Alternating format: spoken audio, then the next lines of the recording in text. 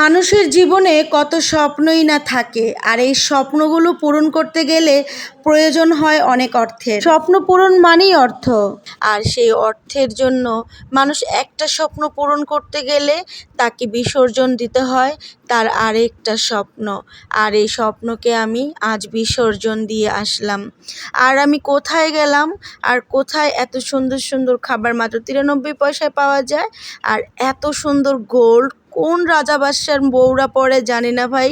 স্বর্ণের আস্তা একটা গাছ, তার সাথে এত বড় জুয়েলারি, আর এত সুন্দর একটা জায়গা আজকে গিয়েছি। আজকে সম্পূর্ণ ভিডিওটা দেখলে আশা করি অনেক ভালো লাগবে। সম্পূর্ণ ভিডিওটা দেখার অনুরোধ রইল। প্রতিটা নারীরই না জুয়েলারির প্রতি অন্যরকম একটা টান থাকে। তারা সবসময় পছন্দ করে একটু অর্নামেন্টস, একটু গোল্ড কেনার। আর এইটা কিন্তু প্রতিটা নারীর স্বপ্ন থাকে, সে সুন্দর সুন্দর জুয়েলারি কিনবে। তবে কথায় আছে না, একটা স্বপ্ন পূরণ করতে গেলে আরেকটা স্বপ্নকে বিসর্জন দিতে হয়।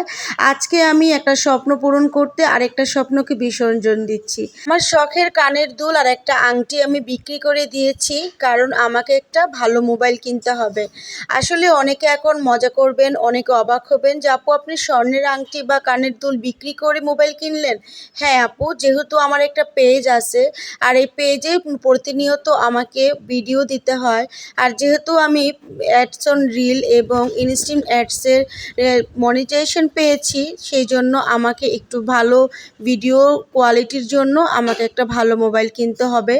আর দুঃখের বিষয়, যখন আমার কাছে টাকা ছিল তখন আমি মোবাইলটা কিনে নিই, কিন্তু যখনই আমার কাছে টাকা শেষ হয়ে গেছে তখনই আমার চিন্তা হলো যে না, আমার একটা ফোন কেনার দরকার। তো সেটা কেনার জন্য আমি যমুনা ফিউচার পার্কে চলে গেছি। আর যমুনাতে গেলেই না এই সুন্দর ট্রিটা দেখলেই না পরানটা যেন জুড়িয়ে যায়। আমার মনে হয় বাংলাদেশের সবচেয়ে সুন্দর এই যমুনা ফিউচার পার্ক। আর এই যমুনা ফিউচার পার্কটা এত সুন্দর করে সাজানো হয়েছে, আপনি কিছু কেনাকাটা করুন আর না করুন, কিন্তু এখানে গেলেই আপনার মনটা একদম শীতল হয়ে যাবে, একদম বোর লাগবে না, খুব ভালো লাগবে। আর আমার কিন্তু বরাবরই এই যমুনা ফিউচার পার্কে আসা হয় যদি কোনো জুয়েলারি কিনি বা কোনো কেনাকাটা করতে হয়। অথেন্টিক ভালো একটা প্রোডাক্টের জন্য আপনি যমুনাকে চয়েস করতেই পারেন। তো স্বামীর সাথে চলে যাচ্ছি, আসলে মনটা খুবই খারাপ ছিল। তারপরে এখানে দেখছি বাচ্চাদের এত সুন্দর সুন্দর ড্রেস, মানে কি বলবো, আমার একদম চোখ জুড়িয়ে যাচ্ছে। যেহেতু আমার বাচ্চা অনেক বড় হয়ে গেছে, তো এই ড্রেসগুলো তারপরও যেন ইচ্ছা করে দেখি। তো আপনারা যদি কেউ ইউনিক সুন্দর কোনো ড্রেস কিনতে চান তাহলে যমুনা ফিউচার পার্কে যেতে পারেন। এখন বলবেন আপু এখানে তো অনেক কিছুর অনেক দাম। হ্যাঁ আপু, দাম যেটু বেশি, অবশ্যই প্রোডাক্টের মানও অনেকটাই ভালো। তারপরে দেখলাম যে অসাধারণ একটা জুয়েলারির দোকান, আর এই জায়গায় এসে আমার মনটা একদম ভেঙে গেছে। আর চিন্তা করতেছি আমি ছোট্ট জিনিসটা হারিয়ে এত কষ্ট পাচ্ছি, আর এত এত বড় বড়, মানে এত স্বর্ণ কে পরে ভাই? এগুলো তো মনে হয় দুবাই, সৌদি আরবের মহিলারা ছাড়া আমাদের পক্ষে তো সম্ভব না। তাহলে তো মনে করেন ডাকুবাবু এসে আমাদেরকে তুলে নিয়ে যাবে, কি বলেন? যে হারে বাংলাদেশের মানুষ, বাবারে বাবা, ঘরে রেখেই তো স্বর্ণকে সেভ করা যায় না, আর বাহিরে পড়ে গেলে তো আপনি নিজেই গায়েব হয়ে যাবেন। আমি আবার এত স্বর্ণ পছন্দ করি না, আমার সবচেয়ে বেশি পছন্দ হলো ঘরের আসবাবপত্র, ঘরের জিনিস। অনেক নারীরা আছেন স্বর্ণ, অনেক বেশি স্বর্ণের প্রতি আকর্ষণ, আমার আবার তেমন নেই। এই দিকে দেখলাম বডি ম্যাসেজ করার জন্য, রিল্যাক্স হওয়ার জন্য কত সুন্দর একটা ব্যবস্থা। ফাইনালি চলে আসলাম আমি সেই স্বপ্ন পূরণের জায়গায়। এখানে অসংখ্য ফোনের দোকান, তবে আমি এত এত কোম্পানির ফোন মানে ভেবেই পাচ্ছিলাম না যে আমি কোন ফোনটা কিনবো। ওপো আমার একদম পছন্দ না, তারপরে আরও বিভিন্ন ফোন আছে, ওয়ানপ্লাস আছে। তারপরে চিন্তা করেছিলাম যে ওয়ানপ্লাস নয়তো রেডমি, নয়তো ভিভো, নয়তো স্যামসাং, কিন্তু আমি একটা ফোনও না ওখানে ডিসাইড করতে পারতেছিলাম না যে আসলে কী কিনবো। তাই আপনার দুলাভাই বিরক্ত হয়ে খাওয়া দাওয়া করার জন্য একটু রেস্টুরেন্টে নিয়ে আসলো, কিন্তু আমি তো আমার চিন্তায় আছি যে আমি কোন ফোনটা কিনবো, কি ফোন কিনবো, সেই টেনশনই আমাকে যেন একদম পেয়ে বসছে। তাই একটু এদিক সেদিক ঘোরাঘুরি করতেছি। আর আপনার দুলাভাইকে তো আমি পুরাই বিরক্ত করে দিছি ভাই। সে মানে এতটা বিরক্ত হয়েছে যে মহিলাদেরকে নিয়ে কোথাও যাওয়া একদমই মানে কষ্টসাধ্য, আর তাদেরকে পছন্দ করানো আরও বেশি কষ্টের। দুলাভাইকে আর বিরক্ত না করে ফাইনালি আমি ডিসাইড করলাম যে স্যামসাং ফোন কিনবো, আর এই ফোনগুলো আমি আস্তে আস্তে আপডেট করব। আমার খুবই ইচ্ছে ছিল যে আমি স্যামসাংয়ের S24 আলট্রাটা কিনবো, কিন্তু আমার ভাগ্যে হয়নি। ইনশাল্লাহ একদিন না একদিন ঠিকই কিনে ফেলবো। আমি আজকে নিয়েছি স্যামসাংয়ের A55 5G মোবাইল। আর এই মোবাইলটা কেমন আপনারাই বলবেন। এটা ছিল 12/256 GB র্যাম, আর এটা অনেক স্পেসও আমার দরকার ছিল। আর আমি চয়েস করেছি পার্পেলের ভিতরে যে একটা পিঙ্কিশ টাইপের এই কালারটা আমি চয়েস করেছি, যেহেতু আমি মেয়ে মানুষ, আমার এই কালারটা অনেক বেশি ভালো লাগে। ফোনের লোকটা কিন্তু ছিল অনেক অস্থির একটা লোক, মানে অনেক সুন্দর।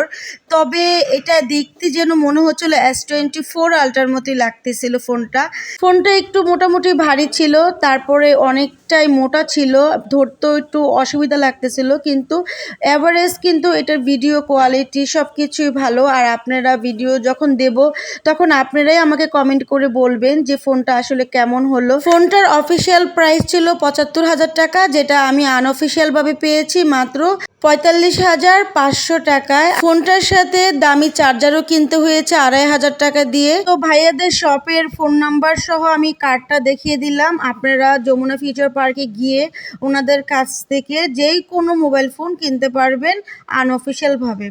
তো আর এই যে দেখেন এইখানে অনেক অনেক মানে ফোন কাভার আছে। আমি ফোন কাভার চয়েস করতে আসলাম, তবে একটা ফোন কাভার আমার খুব ভালো লেগেছে। তো আমি জানি না আপনাদের কাছে কেমন লেগেছে। এই দুইটা ফোন কাভার দেখছি আমি, এটা একটা আর একটা দেখলাম। তো এই দুইটা ফোন কাভারের ভিতরে আমি একটা ফোন কাভার নিয়ে নিচ্ছি, আর এই ফোন কাভারগুলো আমার কাছ থেকে নিয়েছে 500 টাকা। তো আমি ঠকেছি না জিতেছি অবশ্যই আপনারা জানাবেন।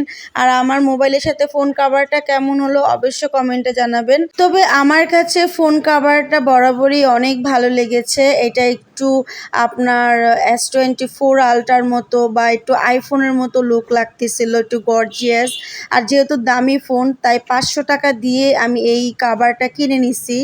আসলে অনেক দিন পরে নিজের জন্য এত দামি একটা ফোন কিনলাম। ভাইয়াদের এখানে অসংখ্য কাভার ছিল, অনেক অনেক সুন্দর সুন্দর। তবে আমার অতটা সময় ছিল না।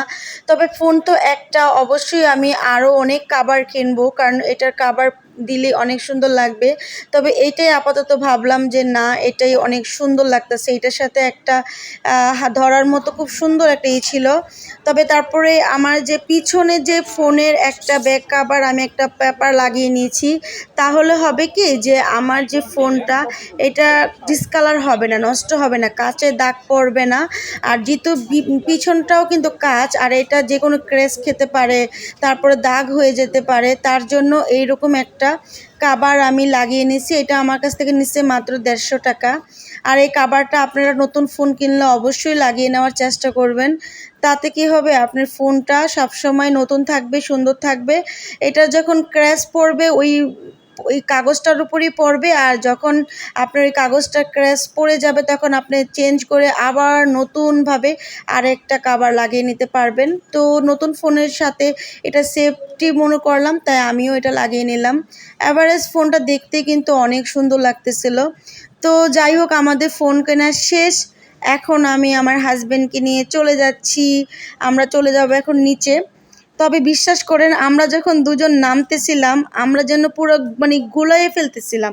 মানে যমুনা ফিউচার পার্কে মনে হয় আমি যেদিক থেকে ভিতরে ঢুকি, কিন্তু বের হওয়ার সময় যেন আমরা হাজব্যান্ড ওয়াইফ ওই দিক থেকে বের হতেই পারি না। কেন জানি মনে হয় যে আমি আর ও পিছন দিয়ে বের হয়েছি, মানে সামনে দিয়ে ঢুকে, আর সামনের গেটটা আমরা খুঁজেই পাচ্ছিলাম না। ওয়েট আরেকটা মজার কথা তো বলতেই ভুলে গেলাম। আমরা কিন্তু ওখানে গিয়ে 93 পয়সার অনেক মজার মজার খাবার দেখেছি। তবে 93 পয়সা দিয়ে এই একটু একটু খাবার কিনে না একদমই লস মনে হয়েছে আমার, কিন্তু আপনাদেরকে দেখিয়ে দিলাম। তারপরে আমরা হাজব্যান্ড ওয়াইফ ভালোবাসাটা একটু ভাগাভাগি করে নিতে মানে ফুটপাত থেকে খেলাম। এখন অনেকে বলবেন আপছি আপনারা ফুটপাত থেকে খেলেন দামি দামি খাবার দেখিয়ে। হ্যাঁ ভাই, ভালোবাসা থাকলে না ফুটপাতের খাবারও অনেক মজা লাগে। তো আজকে আমার ভিডিওটা এই পর্যন্ত। আপনাদের কেমন লাগলো আমার ভিডিওগুলো অবশ্যই কমেন্টে জানাবেন। আর আপনারা এতক্ষণ কষ্ট করে আমার ভিডিও দেখার জন্য আপনাদের সবাইকে অনেক অনেক ধন্যবাদ, অনেক ভালোবাসা সবার প্রতি। আপনাদের ভালোবাসাই কিন্তু আরও ভালোবাসা পেতে হবে, তার জন্য শখের জিনিসটা ছেড়ে দিয়ে সুন্দর একটা মোবাইল কিনেছি, আরও সুন্দর সুন্দর ভিডিও দেবো বলে সবাই পাশে থাকবেন। আল্লাহ হাফেজ।